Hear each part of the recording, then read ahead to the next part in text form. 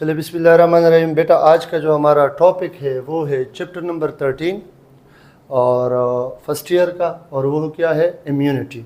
ठीक, तो इम्यूनिटी पहले बेटा है क्या, व्हाट इज़ इम्यूनिटी, इसकी डिफिनीशन क्या है। तो बेटा हमारे पास इम्यूनिटी की डिफिनीशन कुछ यूँ है कि the ability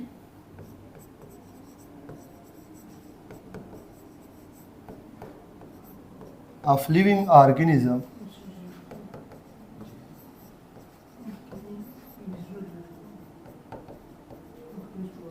due to which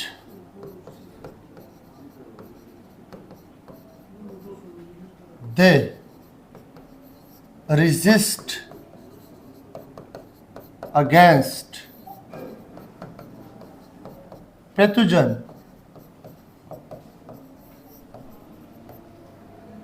microorganism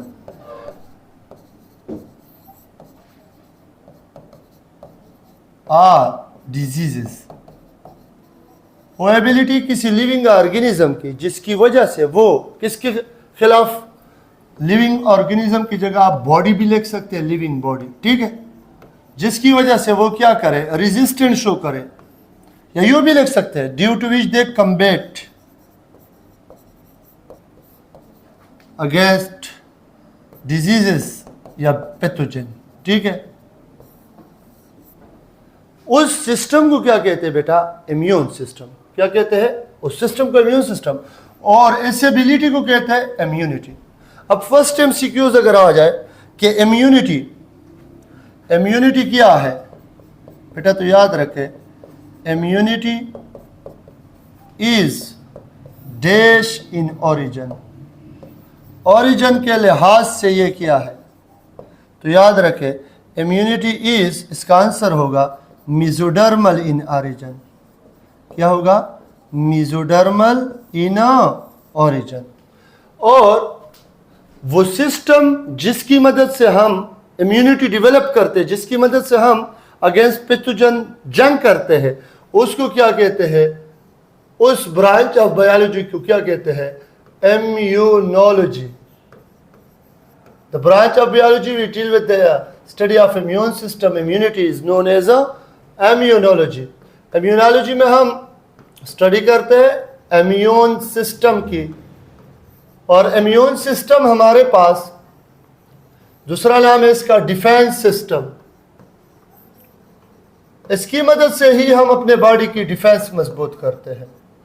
क्या करते हैं, अपने बॉडी की डिफेंस पावरफुल बनाते हैं। और ये इम्यून सिस्टम तीन चीजों से बना है, 1, 2 और 3। ये इम्यून सिस्टम तीन चीजों से बना है। Study of all this is known as immunology. अब ये इम्यून सिस्टम तीन चीजों से बना है, जिसमें सबसे पहले है इम्यून सिस्टम में ऑर्गन होते हैं, ठीक है, सेकंड नंबर पे सेल है, और थर्ड नंबर पे प्रोटीन है। क्या है बेटा, प्रोटीन है। ऑर्गन में आपके पास इम्यून सिस्टम में कौन कौन से ऑर्गन आते हैं जो क्या करता है, इम्यूनिटी को बढ़ाता है।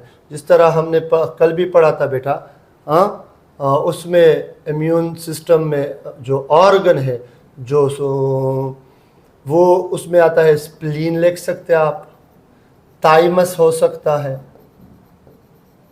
लिम्फ नोड्स भी इम्यूनिटी में रोल प्ले करते हैं, लिम्फ नोड्स। तो ये ऑर्गन है जो इम्यूनिटी में रोल प्ले करते हैं, वो ऑर्गन जो इम्यूनिटी में रोल प्ले करे, उसमें ये आप लिख सकते हैं। सेल कौन से है, टी लिम्फोसाइट्स और बी लिम्फोसाइट्स, ये सेल है। प्रोटीन कौन से है जो इम्यूनिटी हमें दे सकते हैं, एंटीबॉडीज। कौन है बेटा, एंटीबॉडीज, जिसको कहते हैं इम्यूनोग्लोबुलिन। क्या बेटा, इम्यूनोग्लोबुलिन। और इसको आईजी भी कहते हैं, और इसका ट्रिक है याद करने का, IG gamed, IG gamed, IG gamed. GAMED, IgG, IgA, IgM, IgE, IgD। ठीक हो गया। अब इसके बाद हमारे पास इम्यूनिटी या इम्यून सिस्टम हमारे पास करता क्या है, और इम्यूनिटी मोस्टली हमें मिलती है किसके थ्रू? ब्लड के थ्रू, क्योंकि ब्लड में टाइप है जिसका नाम है WBCs, जो मेनली ये काम करते हैं। इसमें स्पेशली T सेल और B सेल जो अभी हमने जिक्र किया। ठीक है, इम्यूनिटी का काम है बेटा to recognise,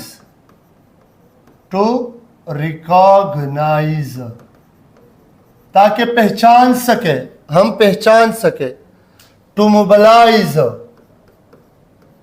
immune cell, to mobilise. और थर्ड टू रिमूव, ताकि हम हटा सके फॉरेन पार्टिकल या फॉरेन एंटीजन। ठीक है, या माइक्रो ऑर्गेनिज्म। ठीक है, तो ये इम्यूनिटी का काम है। अब बेटा ये इम्यूनिटी जो है ये हम डिवाइड करते हैं दो तरह से। एक इम्यूनिटी होती है बेटा, याद रखें, नॉन स्पेसिफिक। कौन सी होती है? Non specific. क्या होती है? Non specific. दूसरी क्या होती है बेटा? Specific immunity. नॉन स्पेसिफिक और स्पेसिफिक को मैं थोड़ा सा समझा दूं आपको बेटा। नॉन स्पेसिफिक उसको कहते हैं, नॉन स्पेसिफिक इम्यूनिटी, कि हमारे बॉडी में कोई चीज़ इंटर हो रही है तो जो इम्यूनिटी हर एक को रुकने की कोशिश करे उसको कहेंगे नॉन स्पेसिफिक इम्यूनिटी। इसमें दो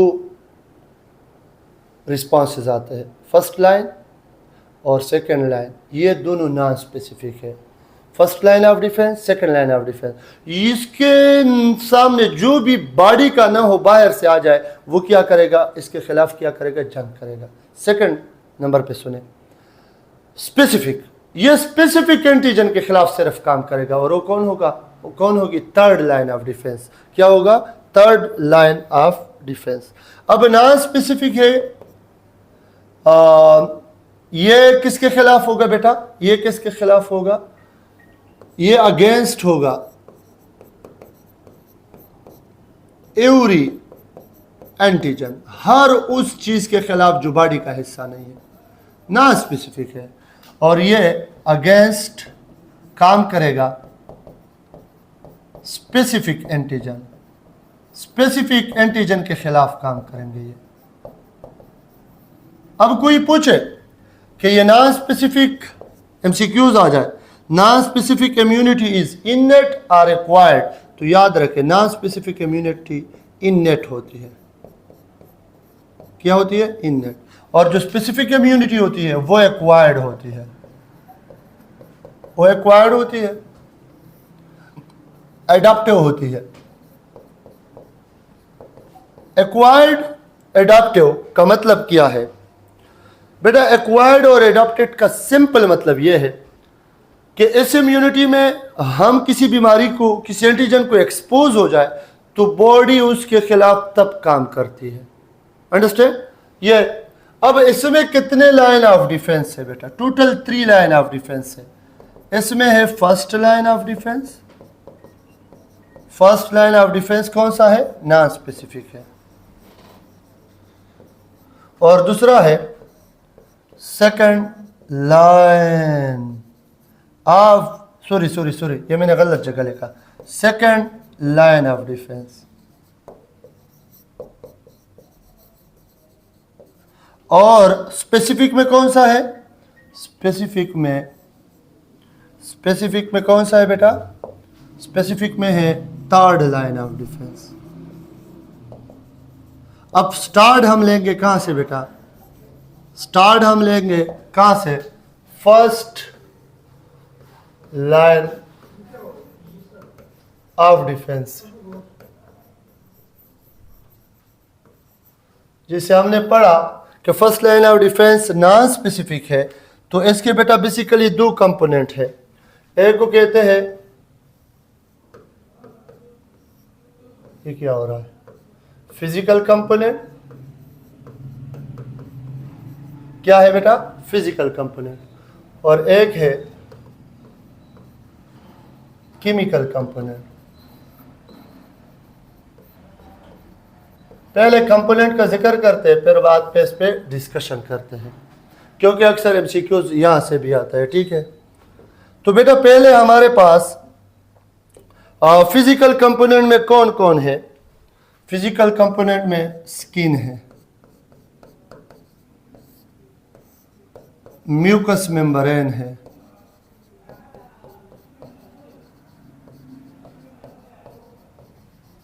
सीलिया भी इसमें आते हैं।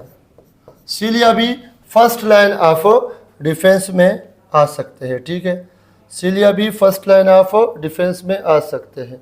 ठीक है, और केमिकल में हमारे पास क्या है, केमिकल में स्वेट,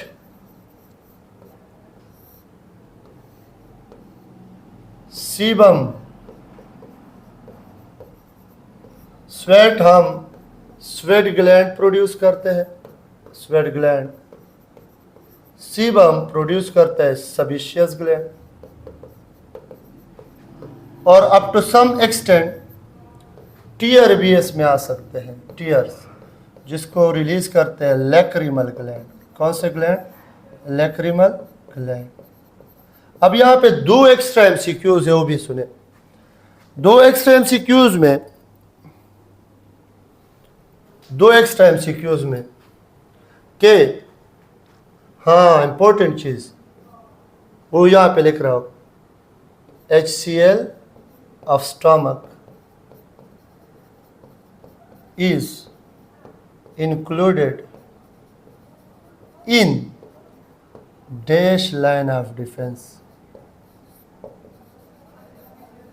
हाँ, क्या HCl of stomach is included in dash line।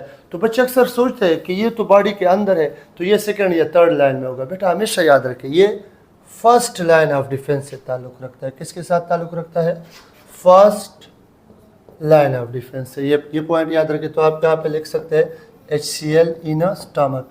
ये भी क्या है, केमिकल डिफेंस में आता है। किस में आता है बेटा, केमिकल डिफेंस में आता है। अब थोड़ा सा इसको एक्सप्लेन करें। ठीक है, नेक्स्ट स्लाइड की तरफ जाते हैं। फर्स्ट वन है बेटा स्किन।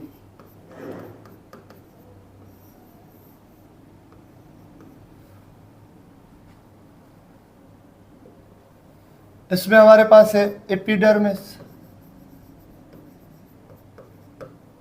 एक क्या है बेटा, एपिडर्मिस, और दूसरा क्या है, डर्मिस। हाइपोडर्मिस भी है। ठीक है, ये बैरियर है, और ये stop the entry of what, antigen या माइक्रो ऑर्गेनिज्म। पहला पॉइंट। सेकंड, ऐसी स्किन पे कभी कभी इसकी शेडिंग हो जाती है, शेडिंग ऑफ स्किन। ये भी फर्स्ट लाइन ऑफ डिफेंस से रिलेटेड है, क्योंकि इसकी वजह से स्किन पे जितने भी माइक्रो ऑर्गेनिज्म होते हैं वो भी साथ में चले जाते हैं। शेडिंग ऑफ स्किन, ये भी रिमूव करते हैं माइक्रो ऑर्गेनिज्म को, रिमूव माइक्रो ऑर्गेनिज्म। इसके अलावा स्किन में मौजूद है कोलेजन, सही है, और ये स्ट्रेंथ देता है स्किन को, इलास्टिक बनाता है, और ये इसको प्रोटेक्ट इट फ्रॉम एब्रेशन, ताकि वो टूट ना जाए। टीयरिंग से बचाता है। ठीक है, इसके अलावा स्पेसिफिक सेल है जो स्किन पे क्या करते हैं बेटा, पेट्रोलिंग करते हैं, पेट्रोलिंग। और जहां पे भी किसी एंटीजन को देखे फौरन, जिस तरह पुलिस वाले गश्त लगाते हैं, इस तरह स्पेसिफिक सेल है जो पेट्रोलिंग करते हैं, पेट्रोलिंग द स्किन। और उन सेल के नाम क्या है बेटा, epidermal dendritic cell, dendritic cell, ये पॉइंट भी याद रखें, ठीक है। तो क्या है बेटा, स्किन फर्स्ट। अगर स्किन पे रप्चर आ जाए, कट लग जाए, तो हम क्या करते हैं, उसको फौरन एंटीसेप्टिक की मदद से साफ करते हैं, उसको बंद करते हैं, ताकि जरासीम पर इजीली उसके थ्रू उसको फर्स्ट लाइन ऑफ डिफेंस उसका हमारा खत्म हो जाता है, तो इजीली इंटर होता है, ठीक, इंटर होते हैं, ठीक है। तो ये हमारे पास क्या हुआ बेटा, फिजिकल डिफेंस में फर्स्ट लाइन ऑफ डिफेंस में ये। इसी तरह सीलिया है और म्यूकस है सेकंड नंबर पे, सीलिया और म्यूकस। ये आपको पता है कि जो हमारे नेजल कैविटी में सिलिएटेड एपिथेलियम है और म्यूकस मेम्ब्रेन है, ये क्या करते हैं, फिल्टर करते हैं एयर को। क्या क्या करते हो एयर पे, क्या क्या क्या क्या क्या करते हैं बेटा एयर पे, एयर को क्या करते हैं, वार्म करते हैं। यहाँ पे ब्लड कैपिलरीज में है, मॉइस्ट करते हैं और फिल्टर द जर्म्स की सफाई कर लेते हैं। कौन, सीलिया एंड म्यूकस। इसी तरह डाइजेस्टिव ट्रैक्ट में भी है, रेस्पिरेटरी ट्रैक्ट में भी है, ठीक है। नंबर थर्ड जो फिजिकल डिफेंस में स्किन हो गया, सीलिया और म्यूकस हो गए, और उसके अलावा हमारे पास ये इंपॉर्टेंट चीज़ें हो गए किसके लिहाज से, फिजिकल। ये नेल्स भी आप लिख सकते हैं, नेल्स, कि ये भी फिजिकल डिफेंस का हिस्सा है, ठीक है, नेल्स। अब इसके बाद केमिकल की तरफ आ जाए, chemical component of first line of defence. Chemical में बेटा पहला है sweat, which is produced by sweat gland, जिसकी वजह से, जिसमें मौजूद है स्वेट में लाइसोजाइम और साल्ट्स। ये तो स्किन को क्या करता है, स्किन को क्या करता है, हाइपरटोनिक। एक तो इस एनवायरनमेंट में बैक्टीरिया ग्रो नहीं कर सकता, lysozyme burst bacterial cell wall, bacteria के सेल वॉल को क्या करता है, बस्ट करता है। ये भी याद रखें बेटा, ये स्वेट है। फिर स्वेट के बाद हमारे पास एक और सिक्रीशन है हमारी स्किन पे, ऑयली सिक्रीशन जिसको कहते हैं, ऑयली सिक्रीशन, जिसका नाम है बेटा सीबम। क्या नाम है बेटा, सीबम। और सीबम क्या करता है बेटा, सीबम क्या करता है बेटा, याद रखें, is secreted by sebaceous gland, sebaceous gland. और सीबम का काम क्या है बेटा, ये पीएच ऑफ स्किन डिक्रीज करता है, जिसकी वजह से क्या बढ़ जाता है, एसिडिटी बढ़ जाती है। जब एसिडिटी बढ़ जाती है तो इस रीजन में बैक्टीरिया ग्रो क्या हो सकता है, बैक्टीरियल ग्रोथ स्टॉप हो जाता है। क्या हो जाता है बेटा, स्टॉप। इसके अलावा ये सीबम चूंकि ऑयली सिक्रीशन है, ऑयल है, तो ये स्किन को प्लाएबल कर लेते हैं, प्लाएबिलिटी, प्लाएबिलिटी, प्लाएबिलिटी और इलास्टिसिटी, जिसकी वजह से प्रिवेंट करता है, ये भी क्या, प्रिवेंट इट एब्रेशन। क्या, एब्रेशन, एब्रेशन को ये भी रोकता है। कौन, ये सीबम। कौन, ये सीबम, ठीक है। तो ये हमारे पास क्या हुआ है, फर्स्ट लाइन ऑफ डिफेंस में केमिकल में ऑयल, सीबम। अब आ जाए HCl की तरफ, HCl इन स्टमक। बेटा आप लोगों ने पढ़ा है कि स्टमक इज स्टीराइल। हाँ, पढ़ा है ना? क्यों स्टीराइल है? यहां पे बैक्टीरियल ग्रोथ